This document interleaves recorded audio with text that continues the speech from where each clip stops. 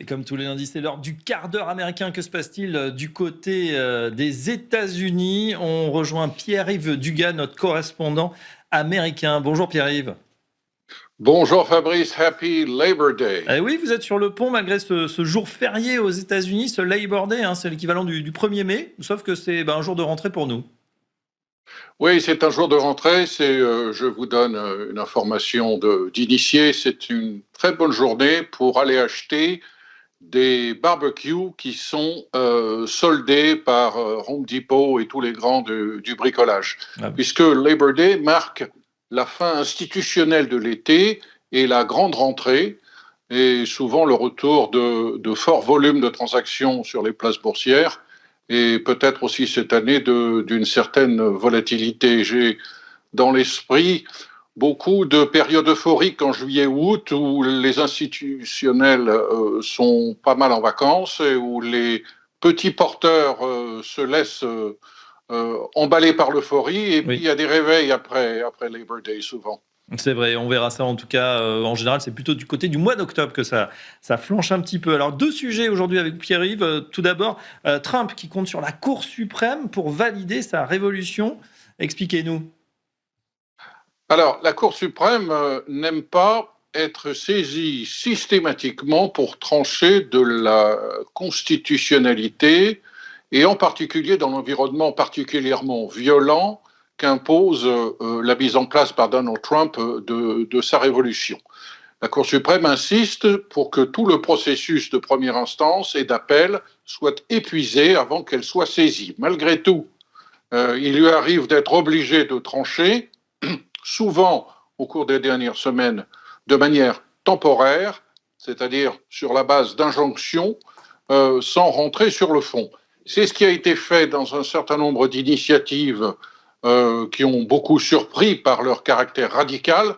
Par exemple, en matière d'expulsion des immigrants supposés sans papier avec un minimum de traitement judiciaire de leur dossier individuel, en matière d'expulsion des forces armées américaines des personnels transgenres, en matière de réduction d'emplois importante dans des départements, dans des ministères américains, en matière de suppression ou de limogeage de plusieurs personnes de haute responsabilité dans des agences que l'on croyait indépendantes.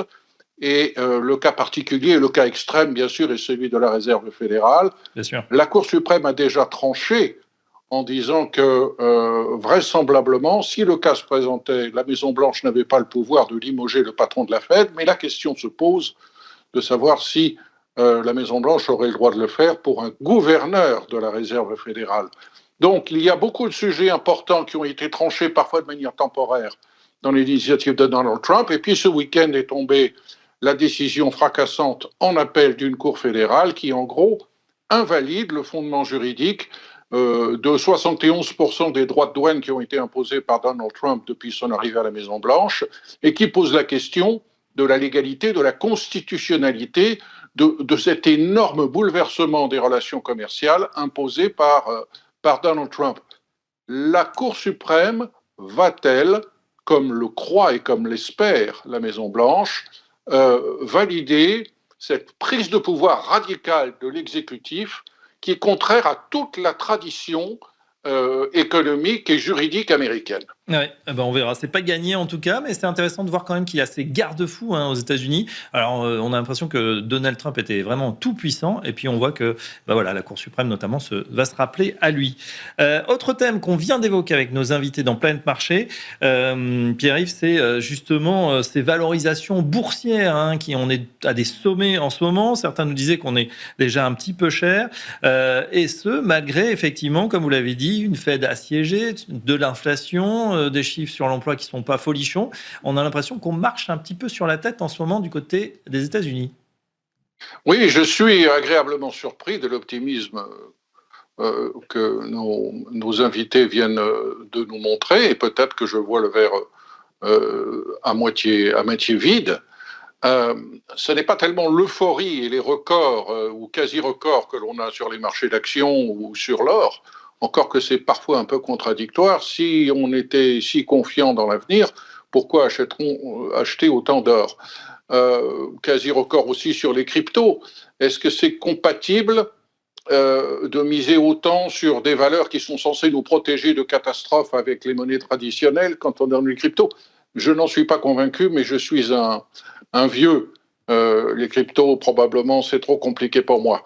Ce qui me frappe, donc, ce n'est pas tant le niveau d'euphorie, c'est l'euphorie dans un contexte où, par ailleurs, on a l'impression de danser sur un volcan, avec toutes ces questions constitutionnelles et toutes ces questions relatives à l'indépendance de la Fed, avec toute cette affaire incroyable de la remise en question de la validité des données fondamentales d'analyse de l'économie américaine en temps réel. Le département du travail va vendredi publier non seulement son estimation officielle des chiffres de l'emploi, des créations nettes d'emplois et du chômage, mais il va procéder à une révision traditionnelle des données des mois passés qui est susceptible de bouleverser complètement ce que l'on croyait être l'évolution plutôt favorable de l'emploi depuis quelques mois et qui peut-être va donner de nouveaux arguments à la Réserve fédérale pour abaisser son taux directeur le 17 septembre prochain. Dans cette situation d'incertitude anormale, et je ne parle même pas du renvoi du patron du bureau des statistiques, du bureau du travail par la Maison-Blanche et de l'arrivée d'un nouveau venu qui nous annonce qu'il va faire des choses merveilleuses, mais pour l'instant, on ne sait pas trop quoi. Je suis surpris que cet optimisme continue. Le Wall Street Journal, ce matin, nous sort un indicateur que je n'avais jamais observé jusqu'à présent, que j'ai trouvé intéressant, qui fait la corrélation entre la totalité des chiffres d'affaires des 500 entreprises dans l'indice S&P 500 et qui les rapporte à la valeur de leurs actions. En gros, on est à 3 fois le niveau historique, qui est de 1,4% sur longue période. On est à plus de 3 aujourd'hui. C'est une manière de chiffrer, une manière de plus de chiffrer l'extrême valorisation accordée aux grandes sociétés américaines qui sont cotées en bourse.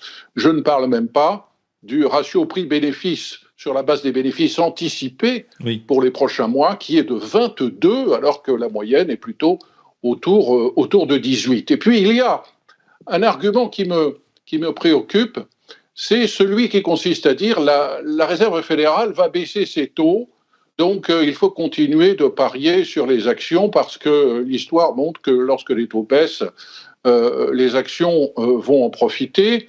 Et la Fed va baisser ses taux parce que finalement, les droits de douane ne vont pas déclencher de dynamique d'inflation. Alors là, je voudrais faire un pas en arrière parce que si l'on observe l'argumentation de Michelle Baumann et de Christopher Waller, qui sont les deux gouverneurs autour de la table du comité monétaire de la Fed, qui arguent pour cette théorie, qui semble-t-il est en train d'ailleurs d'emporter le morceau, ils disent les augmentations de droits de douane vont se répercuter de 3 manières.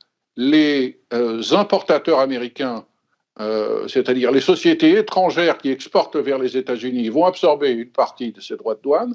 Les acheteurs de ces produits importés vont réduire leurs marges et puis la troisième entité qui va payer les droits de douane sera bien sûr, in fine, le consommateur américain. Mais dans ce cas-là, cela veut dire que si l'on a peu de droits de douane parce que l'essentiel ne se répercute pas dans les prix, c'est qu'il y a au moins une partie des marges des entreprises, par exemple dans le secteur de la distribution, qui va en souffrir. Et je ne suis pas convaincu que cette réduction nécessaire des marges pour donner de la capacité à la Fed à baisser ses taux a été prise en compte par le marché. Ah, effectivement. Juste reviens sur les chiffres de l'emploi. Vous avez dit qu'ils pourraient être révisés. C'est vrai que de notre point de vue, c'est toujours étonnant de voir comment cette dynamique peut s'inverser. Alors, on l'a vu, hein, le messager n'est pas toujours le bienvenu. Il peut être viré sur le champ. Comment on explique justement qu'il y ait ces écarts, Pierre-Yves Dugas, sur ces chiffres qui sont pourtant censés refléter un des facteurs marquants de l'économie? Alors, un scandale peut en cacher un autre. Le scandale qui a obsédé la presse américaine, et à juste titre, a été la décision incroyable de Donald Trump de casser le thermomètre et de renvoyer le patron du bureau des statistiques du département du travail. L'autre scandale, c'est que, tout de même, il faut quand même le mentionner, le bureau des départements du travail s'est massivement trompé sur les chiffres des créations d'emplois de mai, juin et juillet, et va procéder, on va le voir vendredi, à des révisions. Quelle est la principale explication qui a été donnée jusqu'à présent sur ces révisions? Eh bien, c'est qu'il y a 10 ans, les questionnaires qui sont distribués aux agents économiques, que ce soit les entreprises ou les particuliers, pour estimer d'un côté les créations d'emplois, de l'autre le taux de chômage, ce questionnaire on y répondait à peu près à 70%. Et puis est intervenue la crise du Covid et les gens suscités pour ce questionnaire ont cessé de répondre. Maintenant, le taux de réponse est tombé à 40%. Dans ce contexte-là, les statisticiens du Bureau des statistiques économiques du département du travail sont obligés de procéder à des extrapolations, à des estimations. En outre, on a coupé un petit peu leur budget et les points de référence régionaux dont ils disposaient sont maintenant moins nombreux.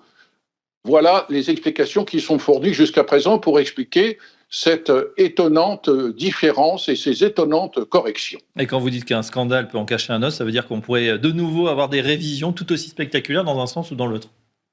Oui, alors, vous vous souvenez qu'une des dispositions, d'ailleurs de bon sens,